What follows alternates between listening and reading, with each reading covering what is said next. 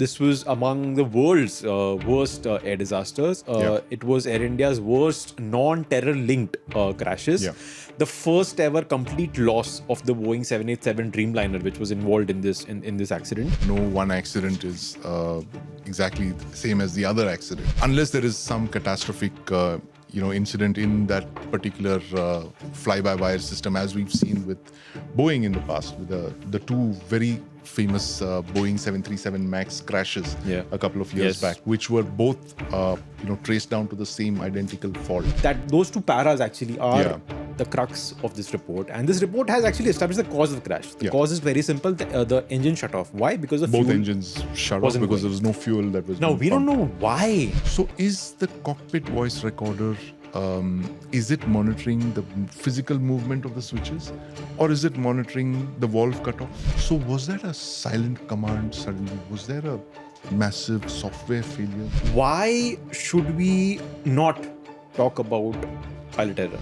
It wasn't what we think it is, that the pilots did it. There is some other technical issue at play over here.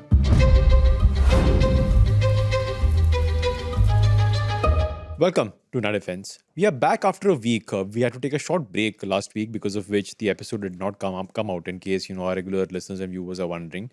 But that's okay. We are back with the new episode. And this week, I'm going to step outside the world of tanks, guns, and fighter jets and aircraft carriers and talk about something not really in the realm of defense, but something that comes sort of as second nature to people who either cover the world of defense or, like me, are enthusiasts of the world of defense. That's civil aviation. The last month or so has been dominated by headlines of the crash of Air India Flight 171 just outside the Ahmedabad airport. It took place a little over a month ago. The preliminary report of the investigation by India's Ministry of Civil Aviation, the branch being the Aircraft's Investigation and Incident Bureau, came out a few days ago.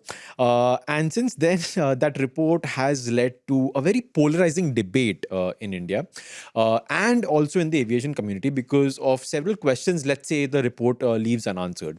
To decode the accident, to sort of help us understand what the prelim report says and what we should be taking away from it, I'm going to have Sandeep Unnithan, who I'm guessing shares my love for aviation, whether it's civil or defense, on this episode. Hi, Sandeep. How are you? Hi, Dave. Good to be back, and I do share your love for aviation, primarily because I fly a lot, and so it is actually a lot of questions that I want answers to as well, as a frequent flyer, and we all want to know, because flying is now literally second nature. Yes, everyone who gets into an aircraft today, I'm guessing, wants to know which aircraft type it is. Yes, more than any time in the past. Yeah. That's what we're here to talk about. Exactly, yeah. Especially, and also because the kind of beat that you cover in the world of journalism, defense, like I said, it's very linked to it, because you share similar kind of physics, you share the similar kind of laws, even the sort of medical rating that pilots need to have, the civil pilots, it's almost near to what you would need to have with Air Force pilots. So the world of aviation is very well understood by people like you who've been covering this field who've been covering defense for very long, including military aviation. And of course, the common man factor. Yes, we fly so often, we fly every day, and we keep hearing so often that flying is one of the safest modes of transport on Earth. It still is, by the way. I'm not questioning that. It is. But when a crash like this happens, you do tend to second guess. You do tend to have questions. And let's be very clear. This was a devastating crash. Yes. This was among the world's worst air disasters. It was Air India's worst non-terror linked crashes. The first ever complete loss of the Boeing 787 Dreamliner, which was involved in this accident. I think this was perhaps the lowest altitude crash that has happened in civil aviation. And the devastation of this crash could be understood by the fact that one of the black boxes, the devices that are supposed to survive crashes like this, actually perished. Data from it was not readable, is what the AIB report says. It was only the black box right in the front of the aircraft, which they were able to read and go out. Sandeep, before we get to the report, before we talk about theories and the counter theories and the debate around what's happened, I have a couple of points I want to begin with. One, something that just shook me when I was reading the report. Yeah. So the report does a very good job of establishing the timeline of exactly what happened at the airport that day. From takeoff till crash, Sandeep, it's just 90 seconds. Right. That's less time it takes to cook Maggie. Yes, of course. That's how much time the pilots literally had to Yeah. salvage what they did, and they tried. I'm sure they tried. There must have been chaos in the cockpit, and the other thing, Dave, is that the dominant narrative suggests that everything was quiet, and there must have been the switches were turned off by themselves, and or whoever, whether there was a deliberate turning off of the switches, of the fuel switches to the engines. It was all silent, right? The report doesn't highlight the fact that there must have been chaos in the cockpit. It's not like your seatbelt sign in your, it's not like your seatbelt alarm in your motor car, which, beeps. It would have been, like I was talking to one of the pilots, and he said it would have been like a Diwali in there. There would have been alarms going off. It would have been crazy. He mentioned something like 5 or 6 different types of alarms that would have gone off. And which is why, like you mentioned, less than a minute and a half is what the pilots had. In fact, even shorter than that. When they discovered what was on, it would have been less than 40 seconds. Yes. Right? It's nothing. It's a blink of an eye, literally. And the pilots, they saw the situation, what was going on, and they tried to retrieve it. Right? I know there are many questions about we'll come to that, how obviously. those switches and all that were turned off. But the thing is that, it is very smooth. The takeoff is a smooth thing. You have one pilot who's not flying, who's supervising, the other pilot who's flying. And then there is a set of instructions that are given. There's, as you rotate, which is when the aircraft starts to take off from the ground, and you actually pull the stick back, he notes positive climb. And he says, the pilot who's flying says positive climb. And then he says gear up, and then the gear goes up. And then the aircraft takes off, right? So you're about 200 feet or so off the ground. But in this case, there was an emergency because the gear was still down, which meant that this was not a priority for them to get. They were trying to fix whatever was going on in the cockpit at that time. And of course, there are those 2 lines that have been plucked out and used in the report, which everyone's been trying to decipher over the last couple of days. Did you cut off? No, I didn't. Those 2 lines, right?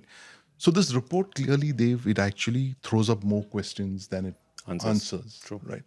It's a preliminary report, but it is a preliminary report of the kind that it almost needs another report to explain this one. True that. And it is scary. Yes. Not in the least, because there are so many of these aircraft actually still flying around. We don't know when that final report is going to come out, right? You are mandated to deliver the preliminary report in a month, 30 days, There's no thing for the final report. Yeah. That's open-ended. Yeah. It could happen. It could even, take a month, a year, who knows?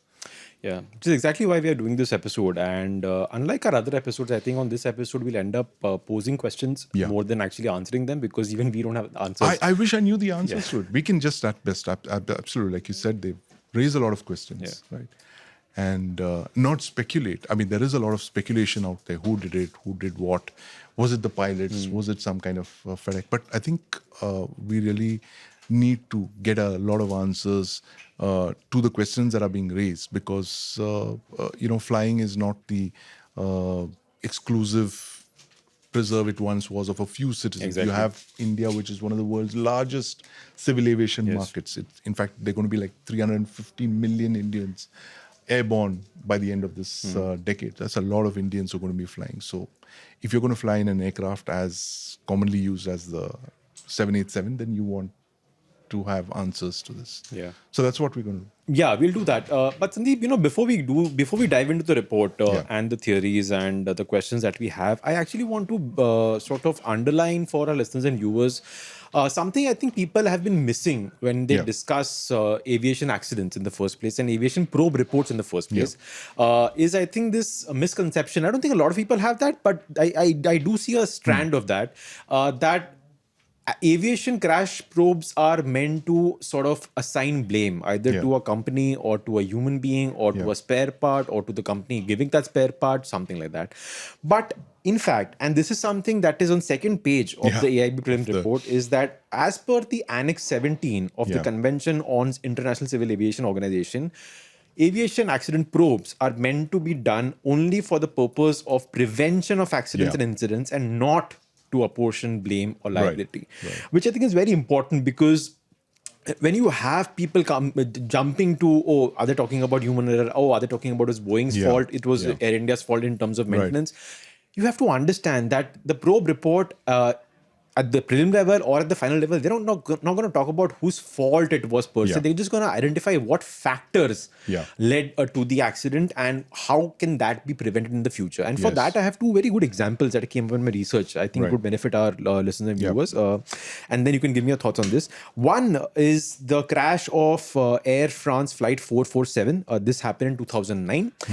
This plane basically mysteriously disappeared over the ocean. It later turned out that what had happened was one device stopped working, Yeah. because of which there was some faulty data that went to the cockpit that led to the autopilot being turned off. Right. The pilots then had to manually fly the plane at a level at which they've never been trained to do. Right. And the pilots ultimately ended up stalling the plane. Yeah. The probe did say human error was involved. However, the crucial bit was, why did that happen? Because they were not trained well enough. So that led to a Right. number of regulation changes in terms of how pilots are trained. The second, the very interesting one, and relates very closely to what we are going to be talking about, is an air crash that took place in the UK. This was in 1989. It was a Boeing 737 of the British Midland Airways. Yeah. It crashed soon after takeoff. Again, the pilots were blamed in this case.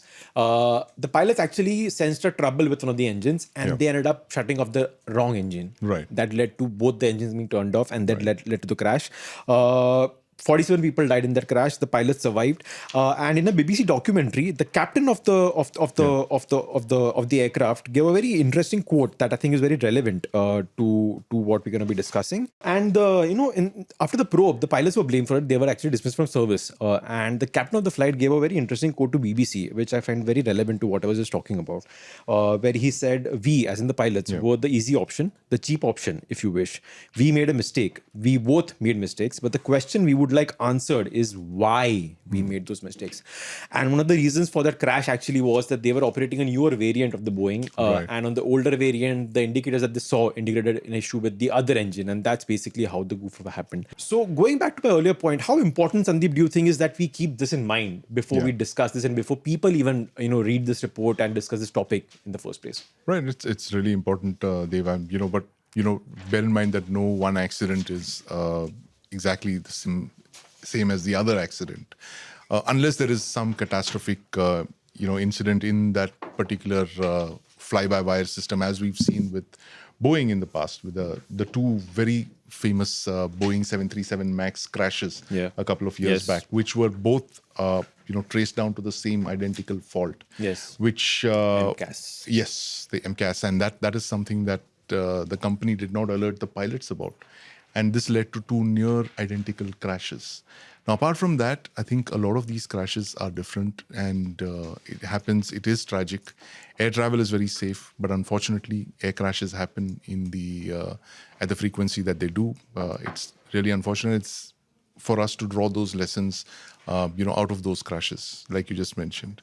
And it could be a variety of factors. It could be pilot error. It could be some technical glitch, because there have been some very sensational instances of whistleblowers mentioning that there were technical design defects in the fact that a particular aircraft manufacturer was cutting corners in this desperate race that they were in with the dominant player, which is Airbus. the Boeing versus Airbus kind of contest, right? So it is a complicated scenario, Dave. But the fact is that in the recent times, what we are drawn our attention to is the fact that it is literally one aircraft manufacturer that has been in the line of fire. It's not the other one. It's very strange that all of those sensational crashes have been to do with one particular aircraft manufacturer. So there's that line from James Bond, is it? one is happenstance, two is coincidence, and three is enemy action, Yes. right? So this points to something else that could be at play over here. And possibly this is something that we might find with the Air India crash as well, that there could be things that have not been kept in the report, which are left out of the report, which could finally emerge in the final report as and when that happens. But, like I said, that this preliminary report just raises too many questions. It just throws up more questions. It's leading to so much of speculation. There's everyone's divided down the middle, literally. Depends on who you ask. Who you ask, exactly. And in which country they are, in which geography they are in, and what their stakes in this whole thing are. There are people who are blaming the pilots. There's one lobby that's blaming the aircraft manufacturers. There are various other issues being attributed to this, whether it is the maintenance or the fuel and all that. But we know that something catastrophic did happen in that cockpit, Dave. I mean, this is something that we really need to find answers to, because, like I said, I mean, there are over 1,000 Dreamliners that are flying in the air. There's 1,100 of them flying. This is an aircraft type that India is heavily committed to. We have over 100 of them flying. We're planning to buy more of them. So if there is actually a technical issue with them, if there is a software glitch, then we need to know what caused that, and whether this is going to be this software glitch, if there is a remedy to this, if there is a patch. And this is what has happened in recent crashes. Like, it all began with a story of the pilots. Oh, the pilots kind of, they couldn't recover the thing, and it just went down into a steep dive, and this is what happened. And then it emerges that it's the MCAS that is to blame, and that very famous documentary that blew the whistle on this, the 2022 Netflix documentary. So, I mean, this is the jury is really out on this, but we really need to hear what the jury has to say, sooner rather than later. Yeah, the jury actually probing the crash, that is. Right, Sandeep. So let's talk about the report. It came out very mysteriously post-midnight India time. We'll talk about that a bit later on this episode, because I have some real good questions over there as well. But yeah, it came out like post-midnight around 1:32 in the morning, early morning. And 15-page report, quite comprehensive for a prelim report, because prelim reports usually are about 3-4 pages long. But then you also have to keep in mind this flight wasn't very long. Right. It was like we discussed, 90 seconds from takeoff to crash. So less than 2 minutes from the taxi, from the parking bay to the crash site. And because it was not very long, they've recovered all the data. In fact, they have data for around 6 previous flights of this particular jet, including the incident in question. And the report actually is fairly plain. All of the pages. It just establishes the history of the airline. The plane in question. A very basic history of the pilots, the two pilots who were flying. The first officer was the pilot flying on this leg, and the captain of the flight was the pilot monitoring. It's basically the first officer was the guy holding the yoke basically to take off, and the captain was sort of monitoring all the instruments and helping the first officer. Pretty straightforward flight, like you said at the beginning of this episode. Takes off, and then something happens within around a minute after takeoff, and those two paras actually are the crux of this report. And this report has actually established the cause of the crash. The cause is very simple. The engine shut off. Why? Because the both engines shut off because there was no fuel that was. Now we don't know why Yeah. the fuel wasn't going. We know the switches turned off, and around a few seconds later, they were sort of turned on. But by then, it was too late. Sandeep, when you read this report, I'm not sure when you read it. I read it at that night because I was sort of like, tossing in my bed, and I got some alerts, and I was like, oh, I want to read this right now. So I read it bang in the middle of the night. When you read it the first time, your initial thoughts and impressions when you read this report? When I read it, I mean, of course, like you mentioned, it's a fairly anodyne report, but when you come to the meat of it, which is what really went wrong, what they point at that conversation and the fact that the fuel was cut off to the engines. And when I read it, I said, oh my God, this is what happened. This is how the twin engine flame out. It's the rarest of rare occurrences. It's like a ultra black swan event, if there's anything like that. It's something that pilots never train for. Yeah, exactly. And at this height, there's no height. It's just like you can't recover from this. It's the top of a building, literally. That's how high they were, and it points to a catastrophe. We all knew that. In fact, on the day of the crash itself, we had the India Today's Southern Bureau Chief, is a commercial pilot, who wrote that his assessment of what he saw, which he described that there was, an emergency because his eyes went straight off to the landing gear. The fact that the landing gear hadn't retracted signified there was something in the cockpit that was wrong, that the pilots were trying to fix that problem, and they hadn't lifted the landing gear. And these were my thoughts as well. And my attention went to that 2018 circular that went out to a whole lot of Boeing aircraft, Yes. 737, which shares an identical switch pattern, which said that there had been some issue with the switches, or the fuel switches. And the other, of course, was the fact that it was 1 second. The switches were Yes. turned off Within 1 second. Within 1 second. So I'm raising questions like, how did that happen? So is the cockpit voice recorder, is it monitoring the physical movement of the switches, or is it monitoring the valve cutoff? It could possibly not be the physical movement of the switches, right? It's monitoring The signal, perhaps. the signals, yeah. So the signal has been cut off suddenly to the valves are turned off, and then the pilots the switches are found in their run position, which means they tried an emergency relight. So whatever happened, both pilots were trying to do it together, right? So there is this needless speculation, I know, of pilots. Oh, one pilot turned it off, and the other one turned to him and said, it is possibly the most normal thing to do when you have someone flying. He's focused on it and he looks at it and says, "There's no fuel. Did you cut it off?" Yeah, exactly. So he said, He said, "No, I didn't do anything like that." So this whole bizarre logic also, Dave, of pilot suicide that's been put out. If you've seen in the previous, there have been several cases of pilots willfully crashing aircraft. There have been cases of CFT where they've literally driven their aircraft into the mountainside. The pilot is in control of the aircraft, right? He is actually physically flying it. He's either flying it by himself, or he's locked the other pilot out and he's flying it himself. This is the speculation which MH370 as well. That's one reason that it's just vanished the way it did. But in this case, there is no such reason to believe that, one pilot would just switch off the fuel gauges as it was taking off. Why would he do that? It doesn't stand to reason. So whatever happened, it happened very quickly. There was some fuel cutoff, a sudden catastrophic fuel cutoff to the engines just at a time when they needed that fuel The most. When they're literally thrusting up, pulling this 200-ton aircraft up into the air, and that's when suddenly it goes silent. So was that a silent command suddenly? Was there a massive software failure? The FedEx, which controls the aircraft, which is the nerve center of the aircraft, which is the fly-by-wire thing, did that suddenly give a command to shut it off? These are the kind of questions that went through my mind when I said that. I mean, 1 second doesn't stand to reason. And everybody, of course, went on. So like I said, everyone who's read it has a theory. Someone's pushing this pilot suicide thing. And of course, pilots are justifiably angry with that point of view. But there is another very credible set of people who are looking at it and saying, look, this kind of a catastrophe could only be triggered off by a software glitch. And there has been a precedent to this. I did check.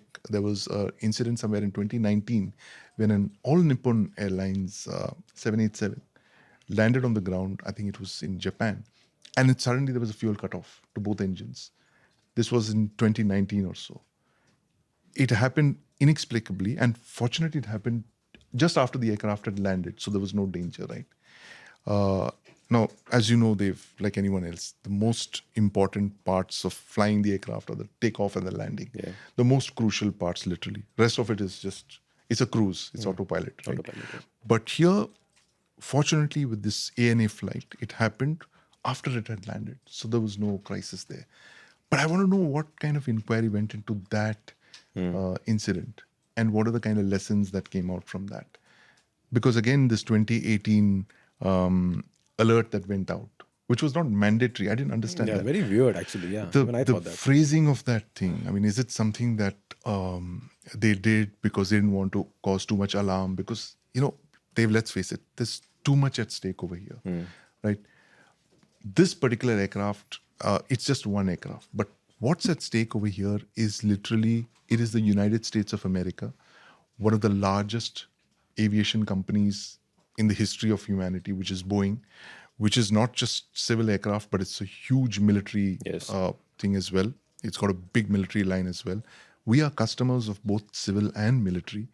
We are buying Boeing-made helicopter gunships. We have Boeing-made long-range maritime patrol aircraft. And we have Dreamliners on order, both in service and in order. The stakes in this are enormous. And I think that is one reason why I think we need answers and we need those reports to come out really quickly, because otherwise this is needless speculation. It will go on, Everyone, there will be a billion opinions on this report. And it's right. A lot of it comes from genuine fear and because flying is an everyday thing now. You fly in the way today that at one point your parents took trains, for instance. Yes. The aircraft is the passenger train of the 21st century. And when such questions have been raised on a particular advanced aircraft, you're not got answers to it, people are frightened, right? I flew in a 787 just a few days after the crash, and I remember the interior of the aircraft. It was an Air India 787 flying to Bombay. There was utter silence. It was a kind of silence that I had never seen before. I think it was passengers were genuinely afraid, and you normally have that bustle in an aircraft. You have that thing. You have people shouting. Here it was the silence. Maybe I imagined it. Maybe it was just 48 hours after this crash.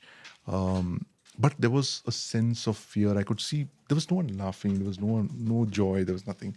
People were genuinely afraid, but most of them are flying because they had no option, right? So that is where we are with this crash. And I think that's why we need answers.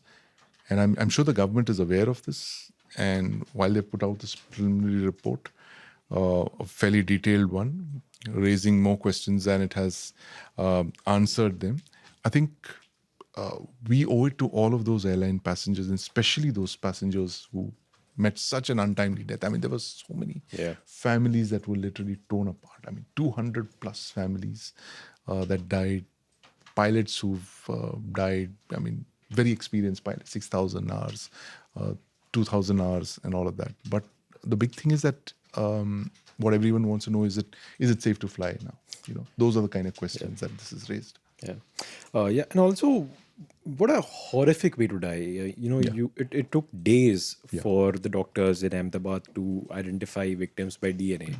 That was the state of the remains of the bodies, so badly charred that it took days for even the final toll to arrive. I remember because there was a quote by one of the head of the hospital, the civil hospital there, that he said that it's so bad that we can't give a toll right now. And they actually had to revise the toll, because at one point they said 275 and then it turned out to be 260. That's how bad the situation was. 50 was. tons of avgas. It's like a bomb. I mean, that went It's fully loaded, going to London. So I mean, fully loaded. It's fully loaded. It's like a fuel air explosive going off there. And it's so tragic. And yet you have that lucky one passenger, 11A.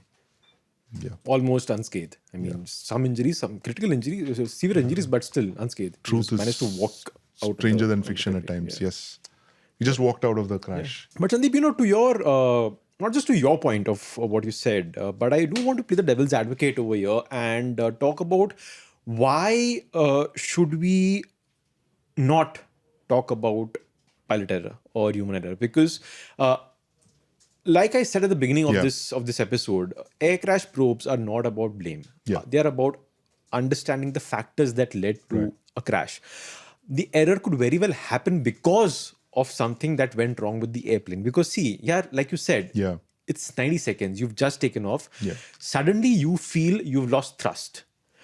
You will take 2 seconds to realize and figure out what the hell is going on. It's quite possible that in that heightened state of alert, heightened state of stress, you might end up doing the wrong thing. It's human nature. And that's how many previous accidents happen. That's how, imagine if I'm driving a car at a fairly high speed, something comes in front of me, it's quite possible instead of the brake, I might end up accelerating in stress, right? Mistakes can happen. No pilots have trained for stuff like this, but that's the whole point of investigations, right? Yeah, To find yeah. out that stress point that led to that one mistake, Yeah. so that that stress point can never come again in the future. The reason I asked that, Sandeep, is because, like you said, and like we've discussed, there's a very sharp divide, which I Yeah. find very sad. That, oh my God, you cannot even touch this topic. Yeah. You cannot even bring up the point of pilot error because, hey, have you seen Boeing? They've been so bad. Yes, Yeah, they've yeah, been yeah. bad. No. But would you say that just putting that hard red line, oh, you cannot even talk about the pilots, that's a bit of No, no, a bit of a too we much need to game talk right now. about it, but the fact is that the circumstantial evidence in this is overwhelming. I mean, of course, there have been cases where uh, there has been pilot error, or in several other cases, like I mentioned, there have been pilots have willfully, crashed their aircraft, and that is a taboo topic. Not enough attention is given to it, possibly because it's so rare. Yeah. Pilot suicide. It is spoken about in the past. But in this case, the kind of catastrophic loss of simultaneous fuel cut off to two engines. I mean, that suggests some kind of a technical thing. I mean, not saying that that is the only reason. We don't really know. We will possibly know when we get that entire CVR recording of all the events that preceded the conversation and followed that conversation. So this was, it's a little unfair actually to just pull out two lines from Yeah. a possible long set of, back and forth between the pilots as this unfolded and led to that Mayday signal, which meant that, everything is lost.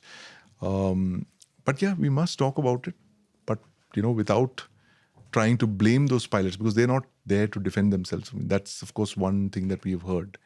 They're not there to defend themselves, but possibly they've left something in the CVR for us to know what really went wrong. Was it an accident? Was it, sabotage? Was it a hack? Did somebody hack the software of the aircraft? Is that even possible? All options must be examined.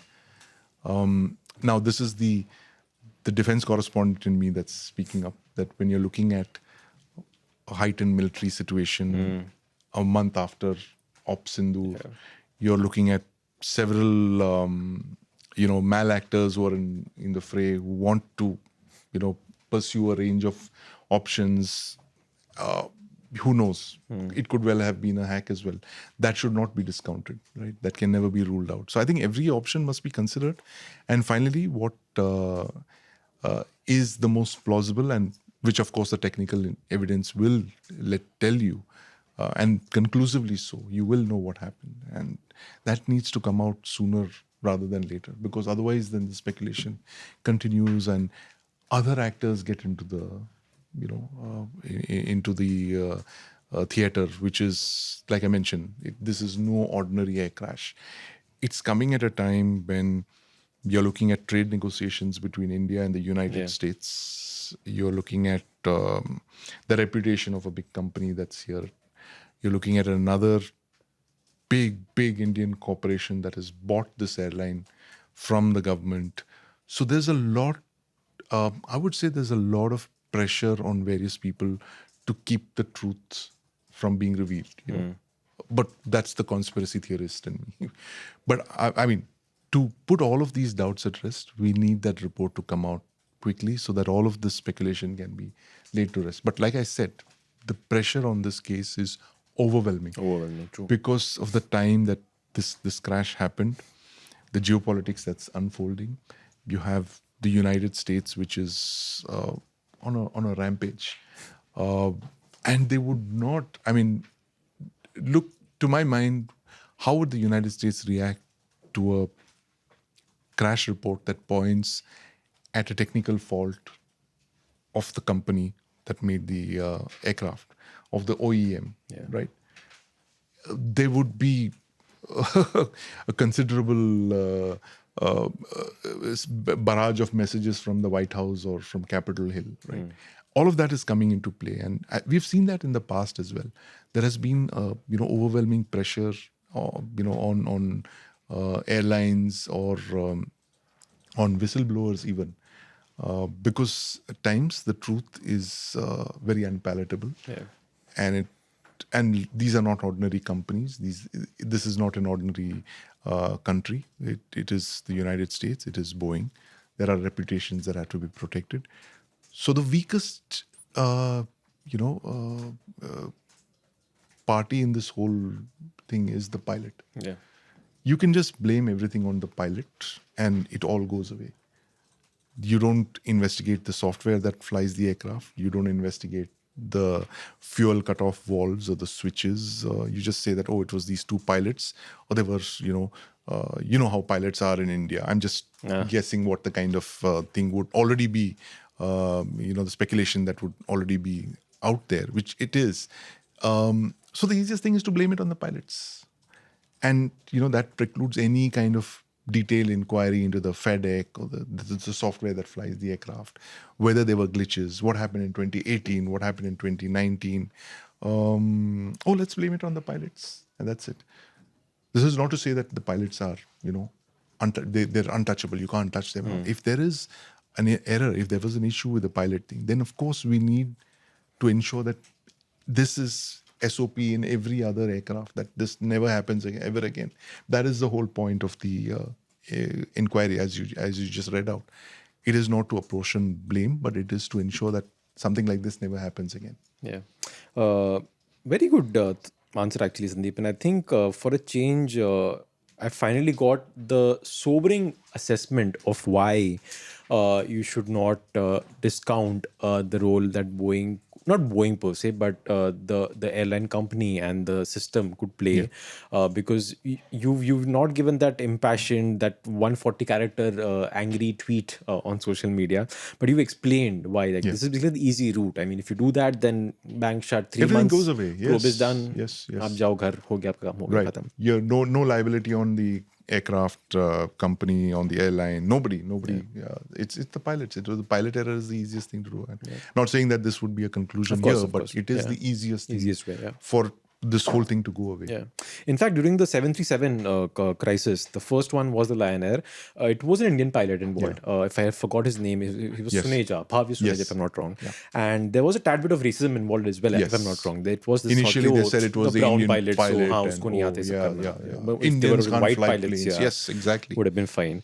And also, I'm guessing one of the places you're coming from is that during the 737 MAX crisis, you also saw that it wasn't just Boeing that lied. It was the entire US system. Oh, yes. There was some sort of collusion between the FAA, which regulates Boeing, and Boeing, the company that's regulated by the FAA. In fact, I think if I'm not wrong, the documentary you're talking about talks about how Boeing appoints people to the FAA to supervise Boeing because, fund crunches and stuff like something on those lines. I'm sort of, giving a very broad picture. People can look it up and get the exact technicalities.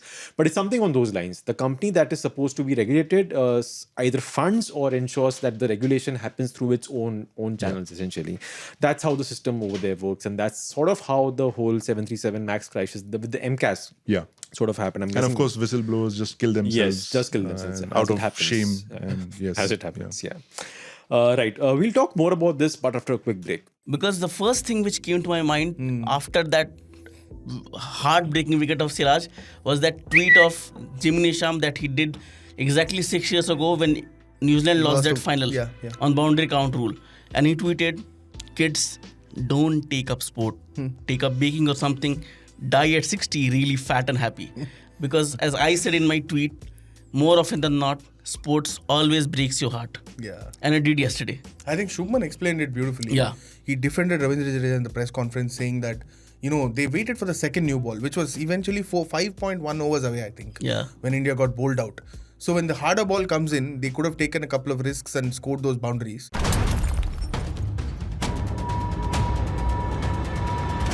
Welcome back. Sandeep, I now want to talk about what the report does not talk about, like you said. And that actually what I want to talk about is that the information black hole that has created the opportunity for the speculation in the first place. Since the crash happened, I think there was maybe one press conference by the Civil Aviation Minister. There was one press release about the black box being recovered. There was source-based reporting initially that the black box piece was being sent to the US, and then source-based reporting again saying, India mein hi hoga, don't worry about that. Officially, like I said, one press release ki recover ho gaya, one press conference, and then this report bang in the middle of the night when everyone was asleep in India. Though I think I have a theory for that because I calculated it was on the 30th day exactly, if I'm not wrong, the report came out. So I think they were running very close to the deadline.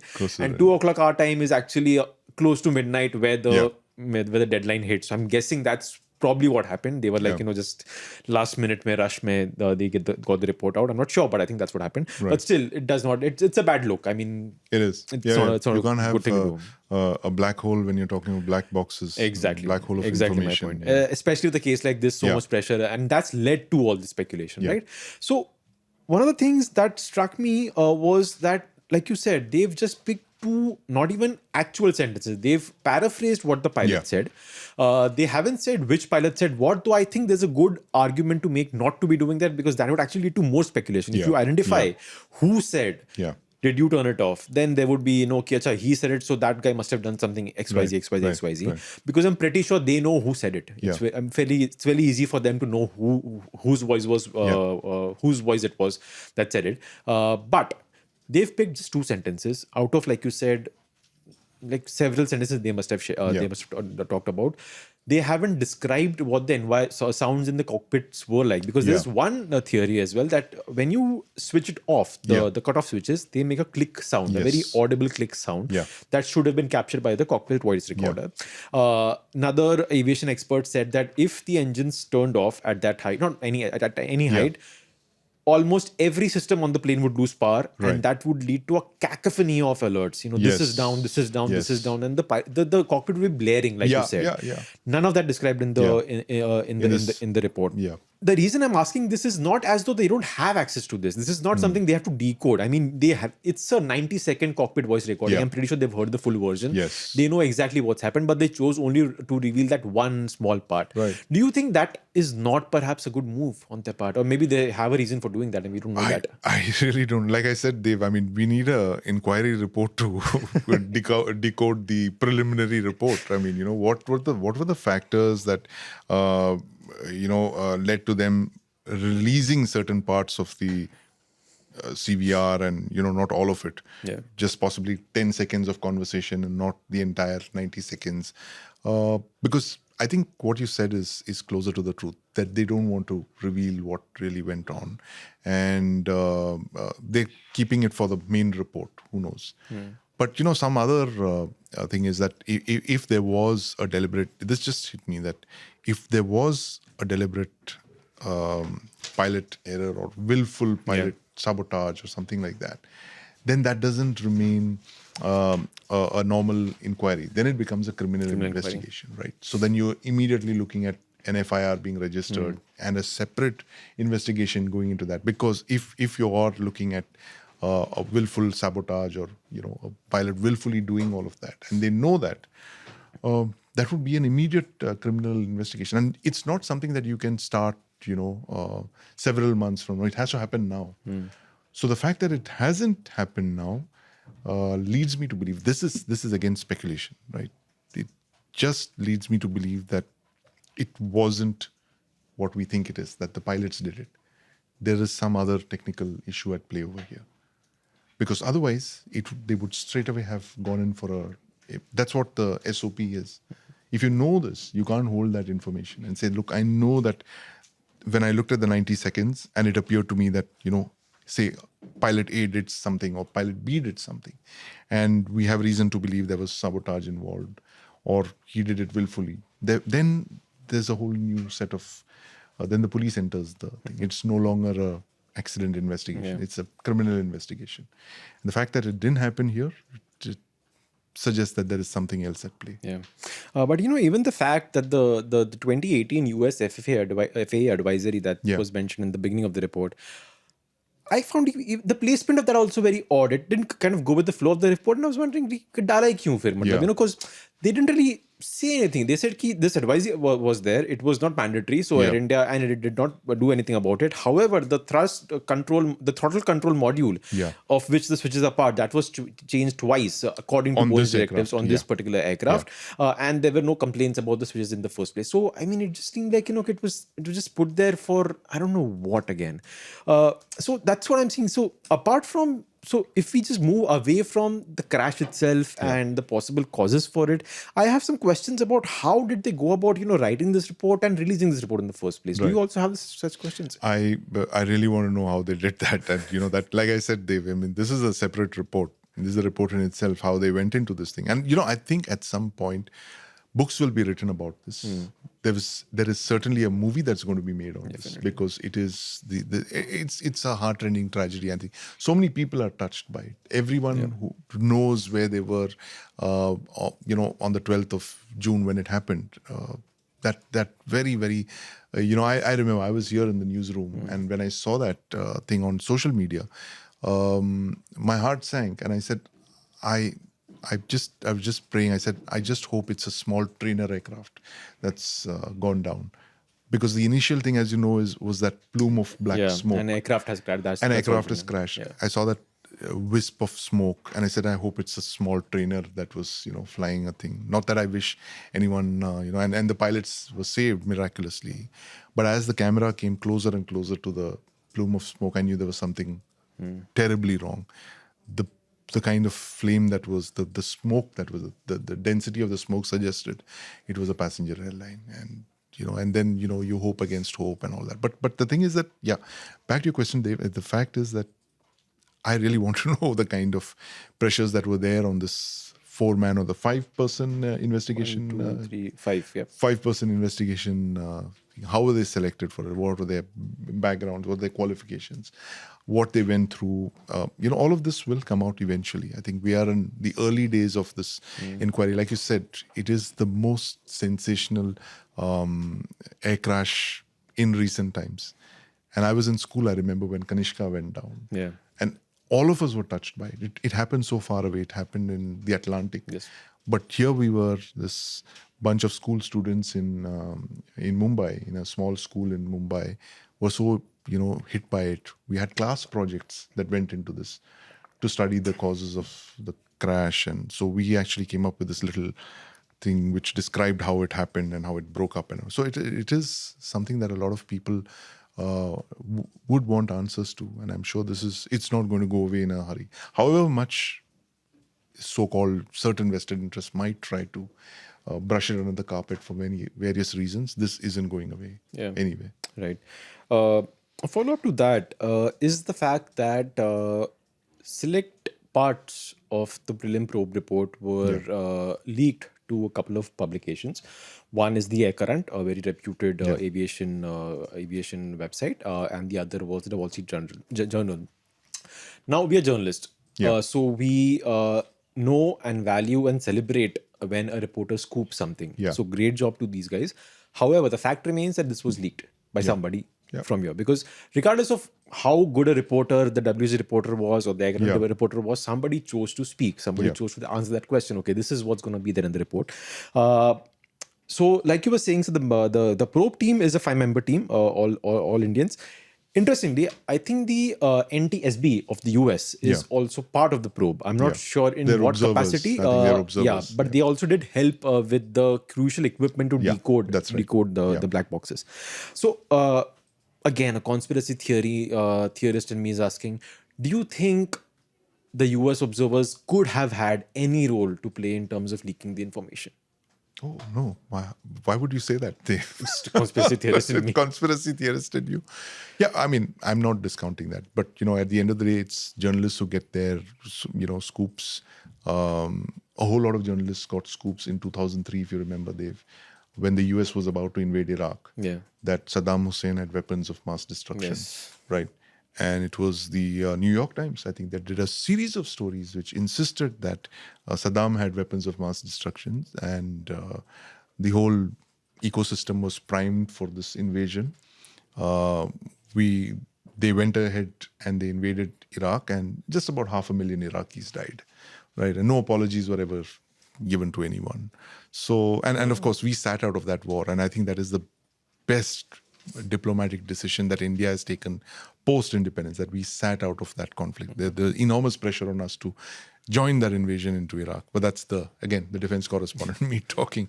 But here, I mean, who's to say that this didn't suit a particular narrative? So nobody leaks anything without Exactly my point. a reason, Yeah. right? There is a certain narrative that had to be created. And it is quite possible that this part of that report was leaked, which said, oh, guys, it was the switches that went off, and, the pilots, they turned it off. There's no other way it could have happened.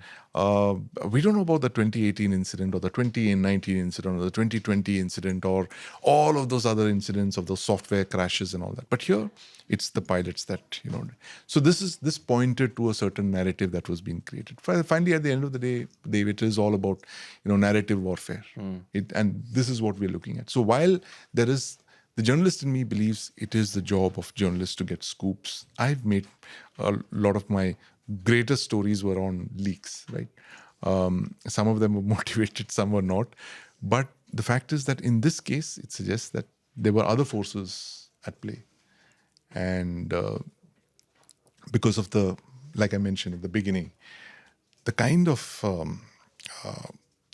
stakes there are in this game. It's a very, very high stakes game. It is not about a company. It is not just about a corporation, or it's not about an aircraft. It is the United States of America, one of the biggest aircraft manufacturers in the world, which has a lot to lose from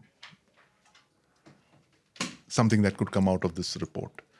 So, lo and behold, a certain part of that report goes out to some very reputed organization, the newspapers, and a certain narrative is crafted. So even before the formal report comes out, you have a certain narrative that is already created. Like, I go back to Op Sindoor as well. In the beginning, there was a certain narrative. It said, it was the Indian Air Force lost a lot of aircraft, and it was 5 Rafales or it was 6 Rafales, and a certain narrative had already been built. Yeah. But of course, that was an ongoing kind of operation. And India did come back. We haven't revealed the number of aircraft that went on there. Though I think the Chief of Defence Staff did mention the aircraft were lost, but we recalibrated our strategy and came back on the 10th of May with another set of things. But my point of mentioning this was to talk about narratives. We are now in a sixth dimension of warfare, which is you have land, sea, air, space, cyber, and you have the sixth dimension of conflict, which is narrative warfare. Yeah.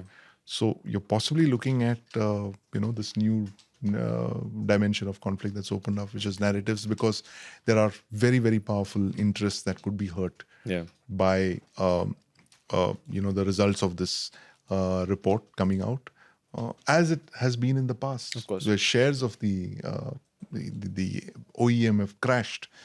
They've taken a reputation hit, like 30% of their, equal to something like 30% of their annual turnover or something like that. There were figures that were put out which said that how did an aircraft manufacturer that was once the greatest in the world went to becoming one of the most hated and most suspected, and literally every single accident was attributed to them, and not just aircraft, but even spacecraft, That's how bad things were at that OEM. So I guess there are very powerful forces at play in this investigation as well, Dave, as we will discover in the days ahead. Because like I mentioned at the start, this is no ordinary inquiry. This is going to have a lot of geopolitics. There's going to be a lot of big personalities involved, if they're not already, because the stakes are not just about an aircraft or an aircraft manufacturer or nation. It's about several nations and their relationships. Yeah. And let's not forget, this also involves a storied Indian company that's sort of reviving a storied Indian government company. Brand, actually. Yeah. Huge brand. And this is a very big deal for Tata as well. Yes. Because they've just taken over Air India. And since taking over, this is sort of off topic here, and since taking over, there have been a fair number of complaints online, if you've noticed, about poor service and bad interiors, etc. And there's been a lot of questions, what are the Tatas doing exactly? People have even questioned whether it was the right move to give it to Tatas, and perhaps somebody else should have taken it over, and then you have this happening. Right. Final thought, Sandeep, is again about the probe team, and this sort of kind of bring everything to a close, and perhaps give a sort of theory to many of the questions we've posed. Is it possible that they also do not know exactly what to do. And when I say that, what I mean is, they are seasoned investigators. Yeah. I looked up some of the names. One Yeah, of them, yeah. if I'm not the chief investigator, is the person who was involved in investigating the Air India Express crash that happened in Kerala In back in the middle Calicut, of COVID. yeah. The tabletop Yes, runway that just yes. fell off It the just edge of the rolled yeah, off yeah. the- yeah. So if I'm not wrong, the chief investigator in this case is the person who was also, Yeah. also in investigating that one. So they're seasoned investigators when it comes to Yeah. investigating air crashes. So technically, they would be definitely very, very sound. But to face this sort of pressure that you just Yeah. described, international pressure, public pressure, Yeah. pressure to an extent where your report is dissected by two guys sitting on a podcast and by millions more. Millions, People are billions more. billions more. People are debating, people Yeah. are reading between the lines, people are attributing motives Yeah. to why did you pick those two sentences? Why did you include that and not this? Yeah. I'm pretty sure they're not insulated from this. They read everything. Yeah. Even though government must have said, you do your thing, no one's going to interfere. Yeah. But there will be the psychological pressure on them. How difficult do you think it's going to be for them going forward and right now to continue with this? I think it's, I mean, like you rightly pointed out, Dev, I think there's going to be enormous pressure on them. And I think that is the reason that the government is kind of shielding them as well. Yeah. You don't see them coming out Yes. the way that they do in other countries as well, So that there is a element of trying to shield them. And let's not forget that one of the investigators was given security cover, Yes. right? What does that tell you? That the government is being extra careful, right? There are, like I said, and that when he was given security cover, that led me to believe that the government also believes there could be very powerful forces at play over here. And this is a decision that wasn't taken, without a lot of thought. And I'm sure there's a lot of pressure on them. And it's not even like that crash in Kerala. This, like I said, what happened in Kerala, that crash, it was tragic. They came out with a report, and then life went on. But the timing of this crash, the circumstances, the number of lives lost, the reputation at stake now with that, and that precise timing of so many companies, corporations, governments, and stakes involved suggests that this is not an ordinary inquiry, and there is going to be a lot of pressure on these investigators. I'm sure they're good blokes, and I'm sure they're doing their job even as we speak, and they're in some safe house somewhere, putting all of this together, waiting for that moment when they can actually release the thing. And my sense is that they already know what happened. Yeah. And the government also knows. Yeah. At least a section of the government knows. And they're possibly looking for the right time to put it out there. And all the evidence is basically, because they probably have a hunch, 99% we're sure this happened, but we Yes. need to be damn sure before Yeah. we go out to the public. Yeah, you and need to say cover all that- your bases, and then you need to bring it out and, possibly, who knows, sensitize the people as well to what's going to come out. So yeah, I think and that's one reason why it needs to come out, at the time that it needs to, because, there is no pressure on when you can release the report. There has been a case in China not so long ago where the Chinese government refused to release the report, citing national security concerns, right? This was the case of that China airliner, was it an Airbus or a Boeing again, that literally crashed. It went vertically into the ground. And it was, I think it even crossed 1 Mach when it was doing that. It was almost like I've got a vague memory of this. actually. it's about 3 years back. It was a China Airlines aircraft, 2 or 3 years back, where the Chinese government till date, they have the report. They're not releasing it, saying that it could cause national security concerns, it could cause societal issues or whatever the thing is. So they didn't come out with a report there. But I don't see that happening in our case. We will come out with it. We are a very different society. I think we're a different government as well.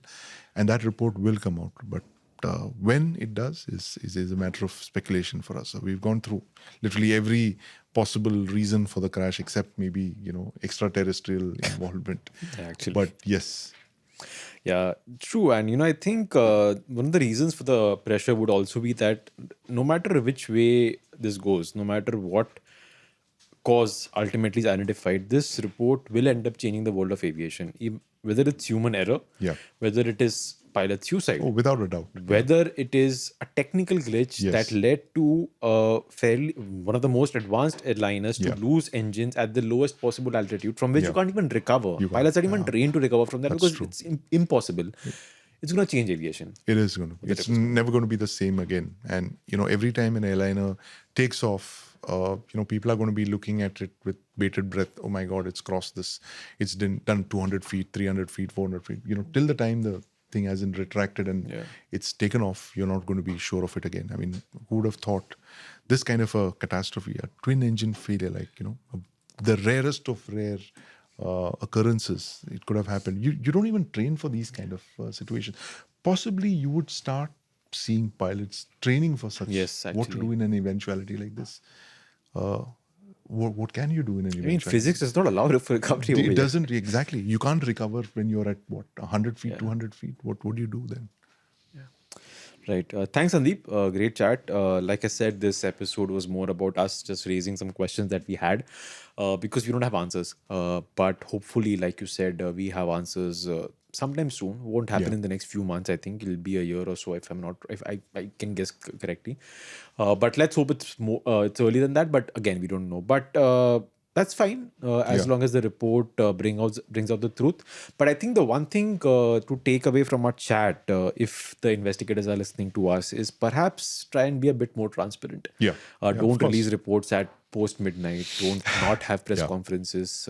When you're fairly certain about something, maybe just have a transparent chat with the public, and that'll help ease the speculation and keep it at rest instead of people just discussing ad nauseum about what went wrong. We saw that in Ops Sindoor as well. Exactly, In fact, exactly. that's one of the biggest concerns that we had, is that there was not enough briefing, there's not enough information that was put out there. And of course, conscious of the fact that it is a live military situation. operation, but you need briefings so that you dispel any such false rumors or something that could spread panic among the people. But even then, in Ops Sindoor, I mean, the Air Force from day one did admit that we've lost something. Yeah. They never said the number or the type of equipment, but they said, when the question was posed by journalists during a press conference, that there's some speculation. On the 12th, around the 12th of yes. So the They did come director out of air operations said that, losses are part of combat. This is an active combat situation, so I will not answer your question, which is fine. Yeah. But something like that, right? Yeah, Some information. We needed something as